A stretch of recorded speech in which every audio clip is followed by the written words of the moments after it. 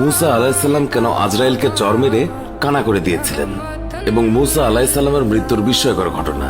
মুসা আলাইহিসসালাম ছিলেন বনি ইসরায়েলের একজন কিতাবধারী নবী। তার জীবনে অনেক বিস্ময়কর ঘটনা ঘটে।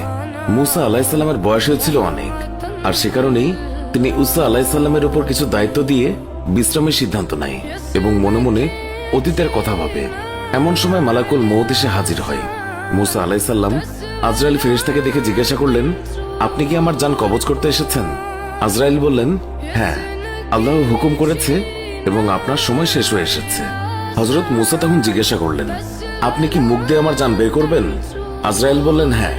তখন তিনি বললেন, এই মুখ দিয়ে আমি স্বয়ং আল্লাহর সঙ্গে কথা বলেছি। তখন আজরাইল বললেন, তাহলে চোখ দিয়ে জান বের করব। মুসা আলাইহিসসালাম বললেন, এই চোখ দিয়ে আমি আল্লাহর নূর দেখেছি। আজরাইল বললেন, তাহলে নাক দিয়ে নেব। মুসা আলাইহিসসালাম বললেন, আমি নাক দিয়ে বেহেশতের সুঘ্রাণ নিয়েছি। আজরাইল তখন বললেন, আমার এত কথার জবাব দেওয়ার সময় নেই, আমার যেভাবে ইচ্ছে সেইভাবে আমি জান কবজ করব। হযরত মুসা আলাইহিসসালাম আজরাইলের কথা রেগে গেলেন এবং বেয়াদব বলে তাকে কষিয়ে এক চড় দিয়ে দিলেন। এতে আজরাইলের চোখ দুটি বের হয়ে যায় এবং আজরাইল আলাইহিসসালাম কানা হয়ে যায়। এই অবস্থায় আজরাইল আলাইহিসসালাম আল্লাহর কাছে চলে গেলেন এবং আল্লাহকে সব ঘটনা খুলে বললেন। আল্লাহ আজরাইলের চোখ ঠিক করে দিয়ে বললেন, তোমাকে আর তার কাছে যেতে হবে না, তার জান কবজের ব্যাপারটা আমিই দেখব। কয়েকদিন পর আল্লাহ ওহী মারফত মুসা আলাইহিসসালামকে বললেন, হ্যাঁ মুসা, তুমি যদি একটি মেষের পশমের সংখ্যা পরিমাণ হায়াতের জন্য আরজি করো, আমি তোমাকে তত বছর হায়াত বাড়িয়ে দেব। তুমি যত বছর বাঁচতে চাও, আমি তোমাকে তত বছর বাঁচিয়ে রাখবো।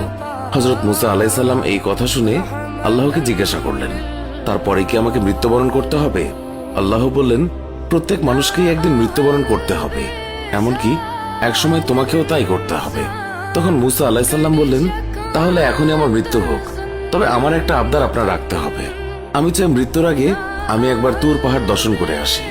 আল্লাহ মুসা আলাইহিসসালামের আবেদন মঞ্জুর করেন এবং তুর পাহাড়ে যাত্রার আদেশ দেন। মুসা আলাইহিসসালাম বিলম্ব না করে তুর পাহাড়ে গেলেন এবং আল্লাহর নূরের দর্শন লাভ করেন।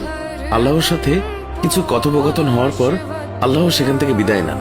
মুসা আলাইহিসসালাম তুর পাহাড় থেকে ফেরার পথে দেখলেন 7 জন লোক একটি কবর খনন করছেন। মুসা তখন জিজ্ঞাসা করলেন, এই নির্জন এলাকায় কার কবর খনন করছো? তারা বলেন, আপনার মতো একজন ব্যক্তির। আপনি চাইলে আমাদের সাথে এই সওয়াবের কাজে অংশগ্রহণ করতে পারেন। মুসা আলাইহিসসালাম কিছুক্ষণ কাজ করার পর সেখান থেকে একজন বলে উঠল, হে নবী, আমরা যার জন্য কবর খনন করেছি তার আকৃতি ঠিক আপনার মতো। আপনি একটু কবরে নেমে শুয়ে দেখলে আমরা মাপের পরিমাপটা পরীক্ষা করে নেব। মুসা আলাইহিসসালাম তাদের কথা মতো কবরে শুয়ে পড়লেন। শুয়ে পড়ার পর মুসা আলাইহিসসালাম বললেন, হে খোদা, এরকম নিঝুম জায়গায় তুমি আমার জন্য কবুল করে নাও।